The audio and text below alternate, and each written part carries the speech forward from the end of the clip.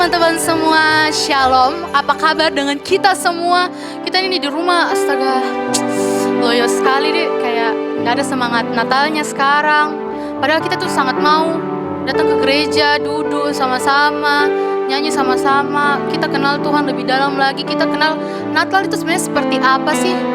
Nah, teman-teman, mari kita siapkan hati kita. Kita teduhkan hati kita untuk fokus pada Tuhan.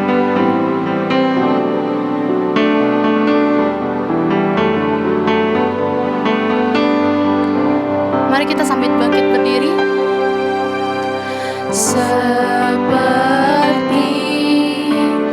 palungan, layakkanlah hatiku menyambutmu Tuhan. Seperti emas kemenyan dan mur, biar hidupku berkenan padamu. Seperti palungan, layakkanlah hatiku menyambutmu Tuhan. Seperti emas kemenyan dan mur, biar hidupku berkenan padamu. Sebab Natal tak akan berarti tanpa kasih-Mu. Lahir di hatiku hanya bersama-Mu, Yesus, ku rasakan selalu. Indahnya Natal di hatiku.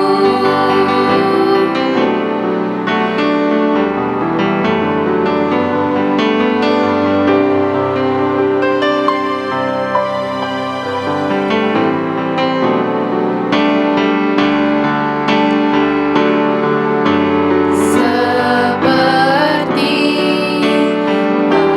palungan, layakkanlah hatiku menyambutmu Tuhan.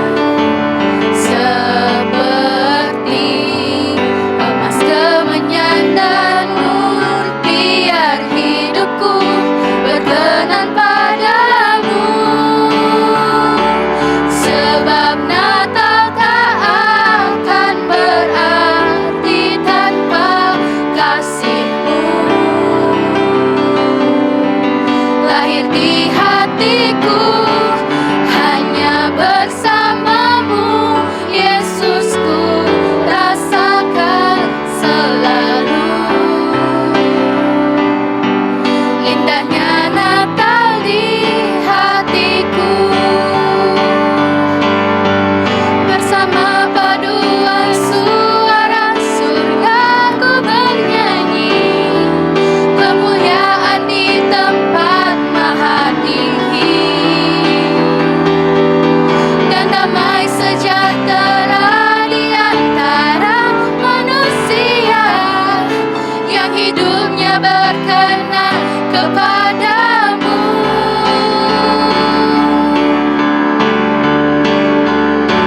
Sebab Natal tak akan berarti tanpa kasih-Mu. Lahir di hatiku hanya bersama-Mu, Yesus, ku rasakan selalu. Indahnya Natal di hatiku. Indahnya Natal di hatiku. Indahnya Natal di hatiku. Mari kita satu dalam doa. Tuhan Allah Bapa kami dalam sorga, terima kasih karena Engkau telah memberikan kami kesempatan sekali lagi untuk merayakan peringatan hari kelahiran-Mu Tuhan.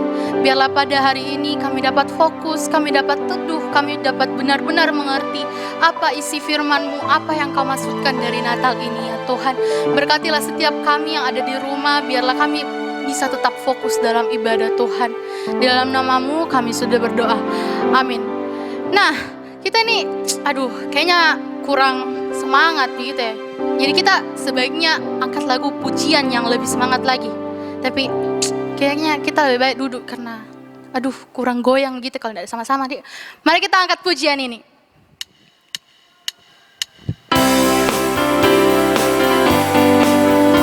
Kita harus gembira karena lagunya gembira. Hai dunia, gembiralah dan sambut rajamu. Di hatimu terimalah bersama bersyukur, bersama bersyukur, bersama-sama bersyukur. Hai dunia, elukanlah rajamu menebus.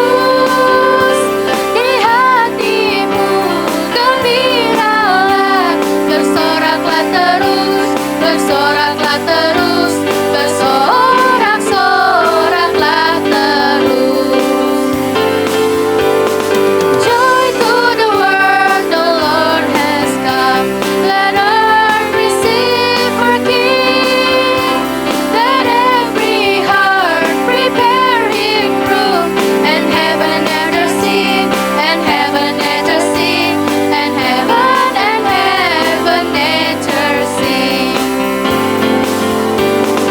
Joy to the world, the Savior reigns. Let men their songs employ, while fields and flows from fields and plains. Repeat the sounding joy, repeat the sounding joy, repeat the sounding joy.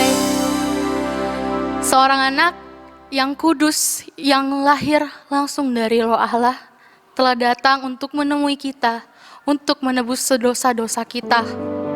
Mari kita siapkan hati kita untuk mendengar cerita firman Tuhan.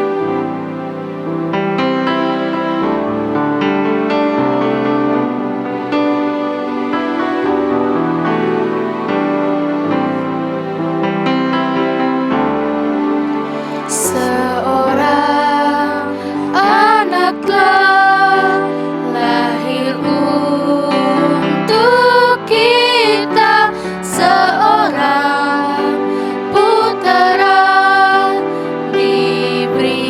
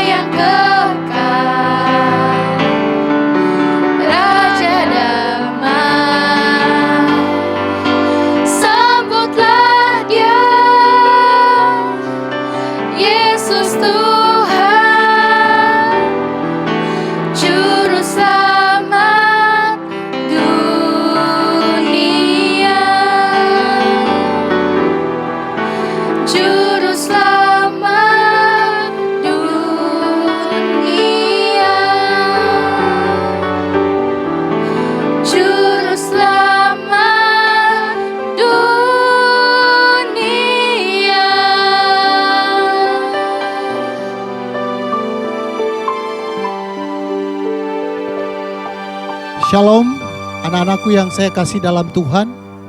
Sebelum kita membaca dan merenungkan firman Tuhan pada hari ini, mari saja kita satu di dalam doa, mari kita berdoa. Segala puji syukur kami naikkan kepada Tuhan untuk kasih setia dan anugerah Tuhan bagi kami, di mana pada hari ini kami diizinkan oleh Tuhan untuk bersama-sama merayakan Natal, hari kelahiran Tuhan Yesus di tengah dunia ini, untuk datang menyelamatkan kami manusia yang berdosa. Terima kasih ya Tuhan, sekalipun kami merayakan dari rumah kami masing-masing, hanya melalui jaringan online, tapi kami bersyukur karena kami masih ada kesempatan untuk memuji memuliakan Tuhan, kesempatan untuk bersama-sama merenungkan firman Tuhan. Olehnya itu ya Tuhan, sebelum kami merenungkan firman-Mu, kiranya Tuhan menolong kami. Tuhan mampukan kami untuk memahami firman-Mu. Olehnya itu berkati, kuduskan kami. Biarlah Allah Roh Kudus membantu kami, baik hamba-Mu yang akan menyampaikan firman Tuhan, maupun semua kami yang mendengarkannya dari rumah kami masing-masing.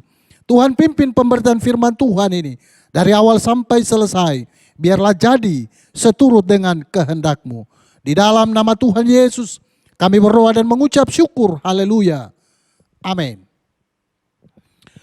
Ya, anak-anakku yang dikasihi oleh Tuhan, pertama-tama saya mau berterima kasih kepada pembina, tunas dan remaja Gereja Kristen Kalam Kudus yang memberikan kepercayaan kepada saya untuk menyampaikan firman Tuhan atau khotbah Natal pada perayaan Natal hari ini. Kiranya Tuhan akan menolong dan memberkati setiap pelayanan yang kita lakukan. Baik anak-anakku yang dikasihi oleh Tuhan, mari kita membuka bagian firman Tuhan yang akan kita baca dan renungkan. Yang terdapat di dalam 1 Yohanes pasal 4 ayatnya yang ke-7 sampai 12. 1 Yohanes pasal 4 ayat 7 sampai 12 saya membacakan untuk kita. Allah adalah kasih. Saudara-saudaraku yang kekasih, marilah kita saling mengasihi, sebab kasih itu berasal dari Allah. Dan setiap orang yang mengasihi lahir dari Allah dan mengenal Allah. Barang siapa tidak mengasihi, ia tidak mengenal Allah. Sebab Allah adalah kasih. Dalam hal inilah kasih Allah dinyatakan di tengah-tengah kita, yaitu bahwa Allah telah mengutus anaknya yang tunggal ke dalam dunia, supaya kita hidup olehnya. Inilah kasih itu, bukan kita yang telah mengasihi Allah, tetapi Allah yang telah mengasihi kita, dan yang telah mengutus anaknya sebagai pendamaian bagi dosa-dosa kita. Saudara-saudaraku yang kekasih, jikalau Allah sedemikian mengasihi kita, maka haruslah kita juga saling mengasihi. Tidak ada seorang pun yang pernah melihat Allah. Jika kita saling mengasihi, Allah tetap di dalam kita dan kasih-Nya sempurna di dalam kita. Demikian jauh bacaan firman Tuhan. Yesus bersabda, berbahagialah mereka yang membaca, merenungkan firman Tuhan dan melakukannya di dalam kehidupannya hari lepas hari. Anak-anakku yang saya kasihi di dalam Tuhan, tidak ada kasih sejati di dalam dunia ini. Pada tanggal 27 November yang lalu, kita dikejutkan oleh sebuah berita yang sangat mencengangkan. Apa beritanya? Di mana di salah satu daerah di Sulawesi, tepatnya di Sulawesi Tengah, Kabupaten Sigi, telah terjadi pembantaian satu anggota keluarga meninggal dunia. Ada 4 orang yang meninggal. Bahkan yang lebih sadis lagi, ada salah satu dari anggota keluarga itu yang sampai putus kepalanya, putus lehernya, kepala dan badan itu pisah. Anak-anakku yang dikasihi oleh Tuhan, kita tidak perlu cari tahu siapa yang melakukan itu. Tetapi yang saya mau katakan adalah bahwa ini semua membuktikan bahwa di dalam dunia ini tidak ada kasih sejati. Mungkin anak-anakku bertanya, toh itu di luar saya, itu jauh kejadiannya di luar sana.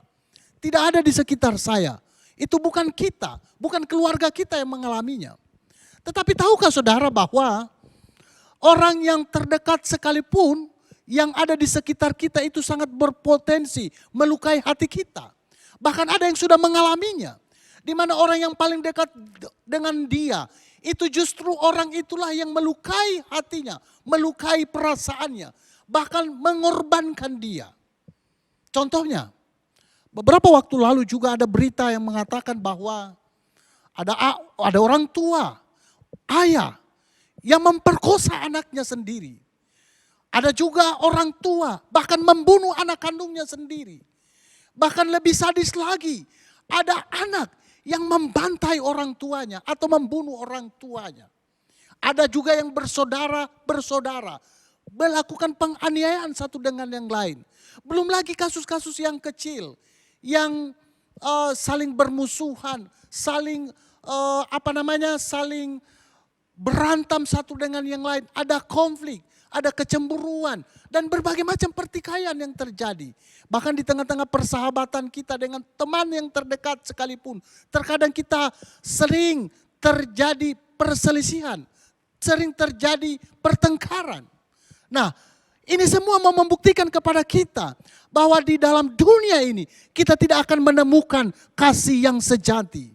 Mengapa? Karena manusia sudah dirusak oleh dosa.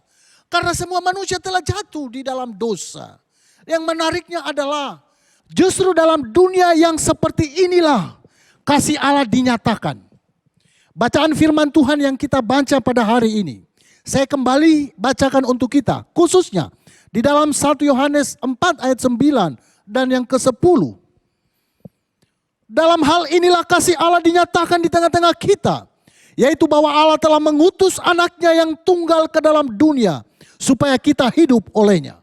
Ayat 10, inilah kasih itu, bukan kita yang telah mengasihi Allah, tetapi Allah yang telah mengasihi kita dan yang telah mengutus anaknya sebagai pendamaian bagi dosa-dosa kita. Anak-anakku yang saya kasih dalam Tuhan, apa maksud dari ayat ini? Ayat ini mau mengajarkan kepada kita yang pertama, tentang kasih Allah. Allah adalah kasih itu sendiri. Sehingga apapun yang dia kerjakan, itu adalah sebuah bentuk kasihnya kepada setiap kita. Dalam Yohanes 3:16, ayat yang sangat familiar bagi kita.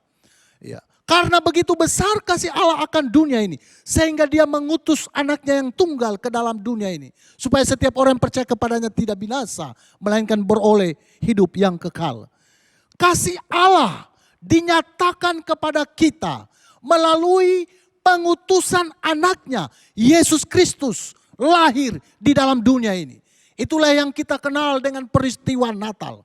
Natal berbicara tentang bukti kasih Allah kepada manusia yang berdosa, yang sudah bobrok oleh karena dosa dan pelanggaran yang kita lakukan. Baik kepada Allah itu sendiri maupun kepada sesama kita manusia. Jadi anak-anak yang dikasih oleh Tuhan, Natal berbicara tentang kasih Allah yang besar itu. Kasih Allah yang ultima itu dinyatakan, dibuktikan kepada manusia yang seharusnya tidak layak menerima kasih itu. Tetapi itulah keajaiban daripada kasih Allah. Di mana manusia berdosa, manusia yang seharusnya tidak mendapatkan kasih, manusia yang selayaknya harus dihukum secara kekal di dalam neraka oleh karena kejahatan yang sudah dilakukannya. Tetapi keajaiban daripada kasih itu di dalam Alkitab dinyatakan bahwa karena begitu besar kasih Allah, Allah mengutus anaknya. Allah yang adalah kasih itu sendiri rela mau datang ke dalam dunia ini. Untuk apa? Untuk menyelesaikan persoalan kita, yaitu persoalan yang kita tidak bisa selesaikan secara apapun di dalam dunia ini. Hanya Tuhan yang bisa menyelesaikan, yaitu apa? Keterputusan hubungan kita dengan Allah, pemberontakan manusia kepada Allah, keberdosaan manusia kepada Allah tidak bisa diselesaikan oleh apapun. Sekalipun mungkin kita berlaku sebaik mungkin, sesuci mungkin, Apapun upaya baik yang kita lakukan untuk mencapai Allah, untuk menemukan Allah, itu tidak mungkin. Mengapa? Karena memang Alkitab sudah menyatakan hubungan itu sudah putus, tidak bisa diselesaikan. Dan Allah sendiri yang berinisiatif. Ini luar biasa. Ini keajaiban dari kasih Allah. Jadi dia tidak tergantung kepada kita manusia. Dia tidak melihat siapa kita. Karena kalau dilihat siapa kita, kita tidak layak untuk dikasihi. Tetapi sekali lagi saya mau katakan, karena kasihnya kepada saudara dan saya, dia mau rela datang. Dia jauh-jauh dari surga datang mengunjungi manusia yang berdosa. Dia yang maha kudus datang ke dalam dunia yang penuh dengan dosa, yang penuh dengan kecemaran. Luar biasa anak-anakku. Ini kalau kita mau renungkan betapa besarnya, betapa ajaibnya, betapa luar biasanya kasih Allah ini. Ini sungguh mencengangkan banyak orang. Ini sungguh mencengangkan kita. Kenapa? Karena luar biasa Allah itu. Allah mengasihi kita padahal kita masih berdosa. Kita melakukan hal yang jahat. Ya. Bahkan sering kali kita sudah diberi kesempatan kepada kita untuk bertobat, untuk kembali kepada hal-hal yang benar. Tetapi kita masih saja jatuh bangun di dalam dosa. Tetapi luar biasanya Allah tetap mengasihi kita. Bahkan di dalam Yeremia 31 ayat 3 dikatakan bahwa Allah mengasihi kita dengan kasih yang kekal. Artinya dari kekal sampai kekal Allah tetap akan mengasihi kita. Oleh karena itu anak-anakku yang dikasihi oleh Tuhan, biarlah ini menjadi sebuah kekuatan bagi kita, biar ini menjadi perenungan yang luar biasa bagi kita di hari Natal ini. Betapa besarnya kasih Allah kepada kita. Dan Allah itu sendiri adalah kasih. Nah, ayat ini juga mau mengajarkan kita. Yang kedua, di dalam ayatnya yang ke-9, dalam hal inilah kasih Allah dinyatakan di tengah-tengah kita. Yaitu bahwa Allah telah mengutus anaknya yang tunggal ke dalam dunia. Supaya kita hidup olehnya. Saya garis bawahi, supaya kita hidup olehnya. Jadi bagian ayat firman Tuhan ini mau mengajarkan kita. Supaya kita hidup di dalam kasih. Anak-anakku yang dikasihi oleh Tuhan. Kita sebagai anak-anak Tuhan yang telah mengalami kasih Allah yang ajaib, yang ultima, yang luar biasa itu, seharusnya kita menunjukkan kasih itu kepada sesama kita. Kepada orang-orang yang ada di sekitar kita. Kepada orang yang paling dekat dengan kita. Kepada orang tua, saudara, teman sahabat. Kepada teman kelompok kita. Teman gereja kita, teman sekolah kita, di lingkungan di mana kita tinggal. Itu semua ladang di mana kita wajib atau perlu untuk membagikan kasih Allah itu kepada mereka. Sebab kita ini dipanggil oleh Allah atau kita ini diselamatkan oleh Allah. Supaya apa? Supaya kita mengasihi orang-orang yang ada di sekitar kita. Supaya kita bisa menjadi agen pembawa kasih kepada orang-orang yang ada di sekitar kita. Anak-anakku yang dikasih oleh Tuhan. Kita diizinkan oleh Allah untuk mengalami kasih Allah yang begitu besar, begitu ajaib itu. Itu ada maksud dan tujuannya. Supaya apa? Supaya kita itu hidup di dalam kasih. Itu kata Alkitab. Hidup di dalam kasih satu dengan yang lain. Supaya orang-orang yang ada di sekitar kita, orang yang belum menerima kasih itu, orang yang belum hidup di dalam kasih itu, mereka melihat, mereka tertarik dan mau datang kepada kasih itu. Sehingga mereka pun diselamatkan di dalam kasih itu. Jadi anak-anakku yang dikasih oleh Tuhan, marilah kita hidup di dalam kasih. Hidup di dalam kasih di antara saudara kita, keluarga kita, dan teman-teman. Bahkan geng kita, kelompok kita. Beberapa waktu yang lalu, ada sebuah cerita. Cerita ini saya sudah sering ceritakan kepada anak-anak saya di SMA Sion. Tetapi ini saya selalu ulang-ulangi, kenapa? Karena ini menunjukkan sebuah teladan yang luar biasa. Puluhan tahun yang lalu terjadi kejadian yang luar biasa di daerah saya, di mana saya berasal. Di mana ada satu keluarga yang anaknya pada waktu itu usia SMA. Itu dibunuh oleh orang yang bertanggung jawab. Bukan hanya dibunuh, bahkan pembunuhannya itu sadis. Ya, ada yang sampai hampir putus lehernya, kena sabetan parang begitu. Bahkan tangannya dan di anggota tubuhnya itu banyak sekali bekas luka benda tajam. Nah, singkat kata akhirnya pembunuhnya itu ditangkap. Dan ketika di sidang, itu dibawa di Jakarta, ketika di dalam ruang persidangan, luar biasanya adalah orang tua yang anaknya dibunuh itu hadir di sana. Dan sebelum masuk di dalam persidangan, dia dipertemukan dengan orang yang membunuh anaknya ini. Ketika dia masuk, orang semua menantikan apa yang akan terjadi. Kalau respon kebanyakan orang, itu pasti orang sudah ngamuk, sudah menunjuk-nunjuk dia. Kau pembunuh, pasti akan mengeluarkan kata cacian dan makian. Tetapi luar biasanya adalah ketika pembunuh itu masuk dan orang tua dari anak yang sudah dibunuh itu bertemu dengan pembunuh itu. Justru hal yang luar biasa terjadi. Orang tua ini merangkul, memeluk sang pembunuh itu. Dia mengatakan, membisikkan kalimat ini ke dalam telinga sang pembunuh ini. Aku mengampunimu karena aku mengasihimu. Tuhan sudah mengasihi saya sehingga saya mau mengasihi kamu. Anak-anakku yang dikasihi oleh Tuhan. Pada umumnya orang akan merespons hal-hal yang seperti ini. Itu dengan kejahatan. Itu dengan pembalasan.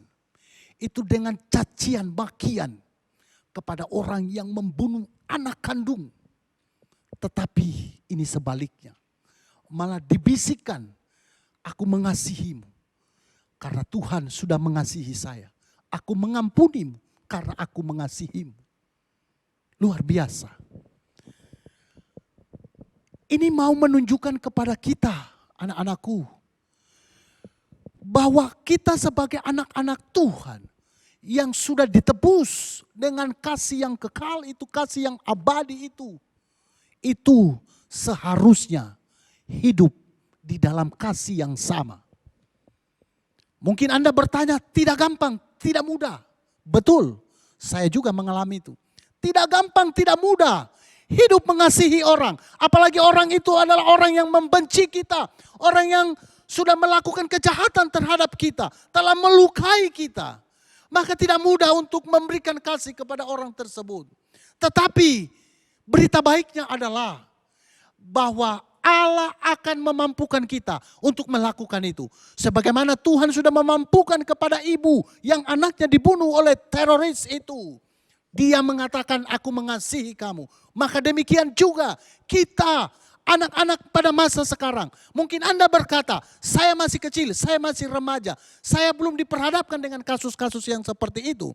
Tetapi Anda diperhadapkan dengan situasi sekarang. Di mana anak remaja saat ini juga terjadi banyak hal. Ada benci membenci, ada perselisihan di sana, ada kedengkian di sana. Ada berbagai macam pertikaian di sana. Bahkan seringkali kita mengumbarnya di media sosial, di status kita, di story kita. Kita memberikan kata-kata yang luar biasa, kata-kata umpatan, kata-kata kotor. Itu bukan ciri anak Tuhan. Itu bukan ciri anak yang sudah mengalami kasih Allah. Stop melakukan itu. Mari sebagai anak Tuhan kita harus hidup di dalam kasih. Hidup di dalam kasih. Sekalipun orang membenci kita, ya kita harus tetap mengasihi. Kita harus tetap mencintai. Mengapa? Karena Tuhan mengajarkan kita demikian. Dan Tuhan sudah menunjukkan teladan yang demikian. Di mana Tuhan yang mengasihi manusia yang berdosa. Manusia sudah bermusuhan dengan Tuhan. Tetapi Tuhan datang menyelamatkannya, menunjukkan kasihnya kepada manusia yang berdosa itu. Maka anak-anakku yang dikasihi oleh Tuhan, melalui momen perayaan Natal ini, kembali saya mau mengingatkan kepada kita, marilah kita sebagai anak-anak Tuhan hidup di dalam kasih. Dan tetap hidup di dalam kasih sekalipun orang-orang yang ada di sekitar kita mungkin membenci kita, orang yang terdekat dengan kita mungkin membuli kita dan lain sebagainya, yang mengecewakan kita, membuat kita terluka. Tetapi mari kita mengasihi mereka. Jangan membalas kejahatan dengan kejahatan. Kata firman Tuhan, kalahkanlah kejahatan dengan kebaikan. Karena kalau kita melihat identitas kita sebagai anak Tuhan yang telah mengalami kasih Allah yang luar biasa itu, maka sepatutnya lah kita mengasihi sesama, tetap mengasihi orang juga yang membenci kita. Anak-anakku yang dikasihi oleh Tuhan, saya ingat ada sebuah kalimat yang diucapkan oleh salah seorang dosen teologi, itu menarik.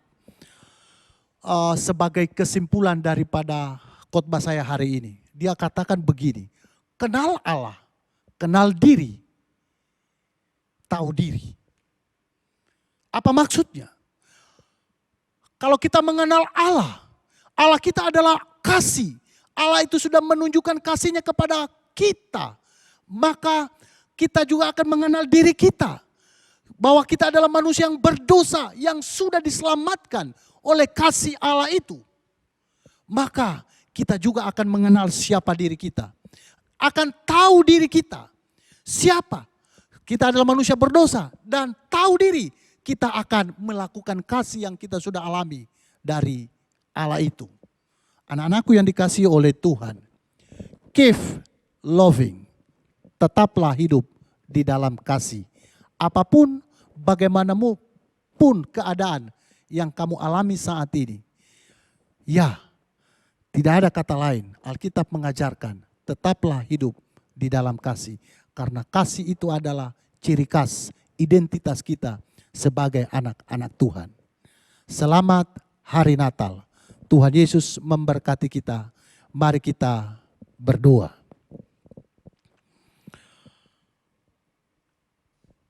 Segala puji syukur kami naikkan kepada Tuhan untuk kasih setia dan anugerah Tuhan bagi kami. Pada hari ini kami sudah boleh mendengarkan firman Tuhan yang mengajarkan kepada kami bahwa Allah kami adalah Allah yang kasih, yang telah menunjukkan kasihnya kepada kami melalui kelahirannya di tengah dunia ini, di dalam peristiwa Natal yang kami rayakan pada hari ini. Sekaligus ini mengajarkan kepada kami supaya setiap kami anak-anak Tuhan hidup di dalam kasih, saling mengasihi satu dengan yang lain, dengan orang-orang yang ada di sekitar kami, dengan lingkungan keluarga kami, sekolah kami, gereja kami, bahkan di tengah-tengah masyarakat.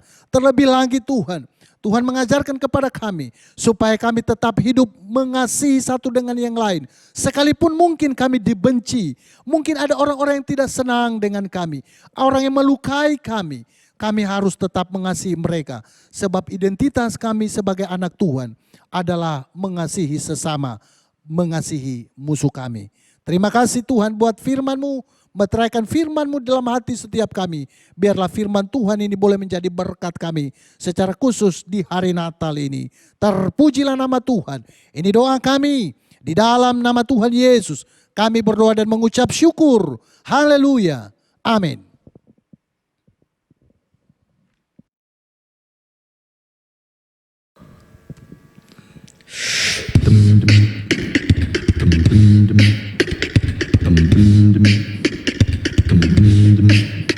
Oh, come, all ye faithful, joyful and triumphant. Oh, come ye to Bethlehem. Oh, come and behold him, born the King of ages. Oh, come, let us adore him. Oh, come, let us adore him. Oh, come, let us adore him.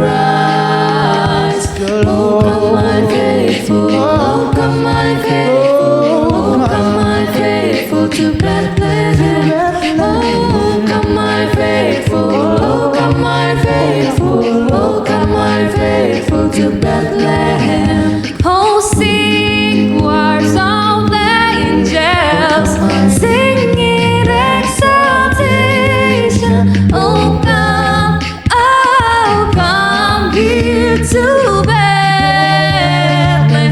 Oh, come and behold him, born the King of angels. So come, let us adore him. Oh, come, let us adore him. Oh, come, let us adore him, Christ the Lord.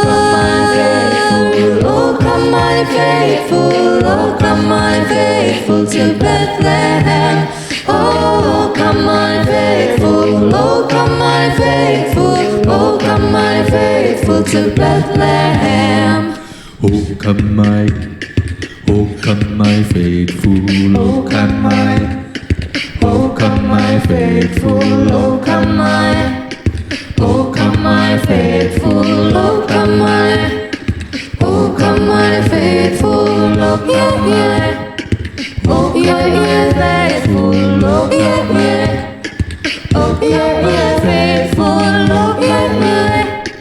oh, come my faithful, oh, come my faithful, oh, come my faithful, oh, come my faithful, oh, come my faithful to Bethlehem. Oh, come my faithful, oh, come my faithful, oh, come my faithful to Bethlehem. Oh, come my faithful, oh, come my faithful, born the King of angels. Oh, come, let us adore him. Oh, come, let us adore him. Oh, come, let us adore him, Christ the Lord. Oh, come my faithful. Oh, come my faithful to Bethlehem. Teman-teman, tiba saatnya kita melakukan penyerahan lilin bersama-sama dari tempat kita masing-masing sambil diiringi pujian Malam Kudus.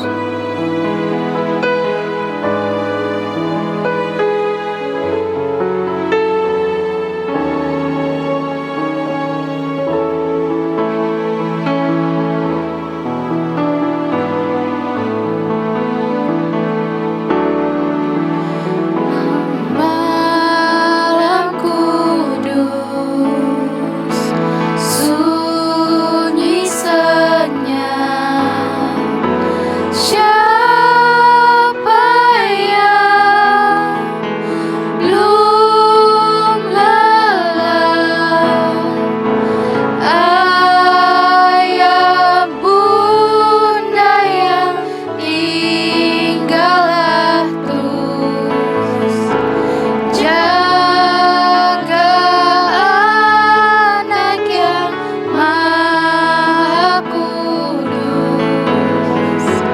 Anak dalam malam, anak di dalam malam.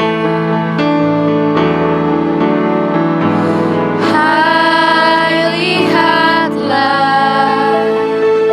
di Efrata,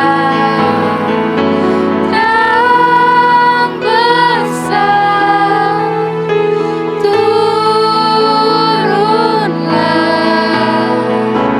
Waktu tentara surgawi megah. Puji Allah sebab nikmatnya. Ingat dunia yang gelap.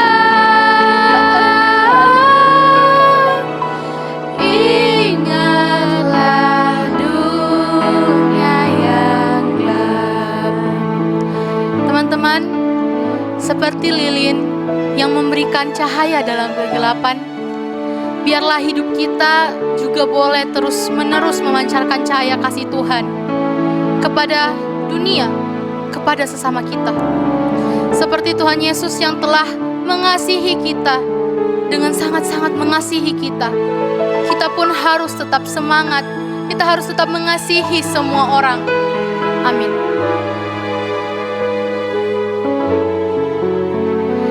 Teman-teman, kita telah tiba di akhir ibadah kita.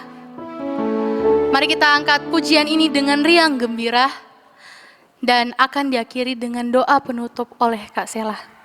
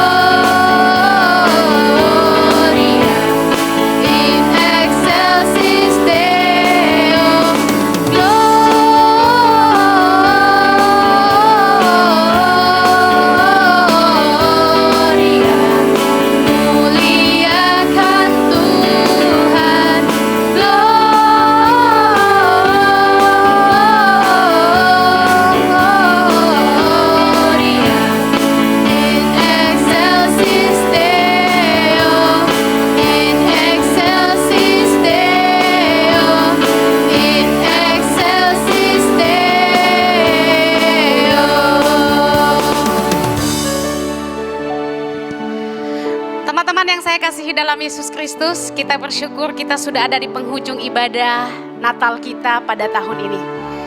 Kita sudah mendengarkan firman Tuhan dan kita juga sudah bersama-sama memuji Tuhan. Dan sebelum kita akan menutup semua rangkaian ibadah Natal kita, saya mengingatkan kita kembali dengan gelang komitmen ini. Sebagaimana Tuhan sudah mengasihi kita, Tuhan juga minta kita sebagai anak-anak Tuhan untuk tetap mengasihi apapun keadaan kita. Kita harus tetap mengasihi Tuhan, kita harus tetap mengasihi sesama kita. Saya mengajak kita untuk bersama-sama berdoa untuk menutup semua ibadah kita pada saat ini. Mari kita berdoa. Tuhan Yesus, terima kasih karena 2000 tahun yang lalu Tuhan datang ke dalam dunia untuk memberikan kami keselamatan.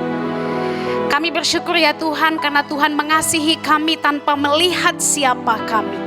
Kami orang-orang yang tidak layak untuk dikasihi Tuhan, tetapi Tuhan mengasihi kami.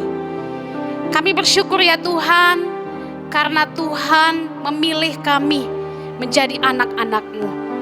Kami bersyukur juga Tuhan pada tahun ini, walaupun kondisi kami harus beribadah di rumah kami masing-masing Tuhan, tetapi itu tidak mengurangi sukacita kami.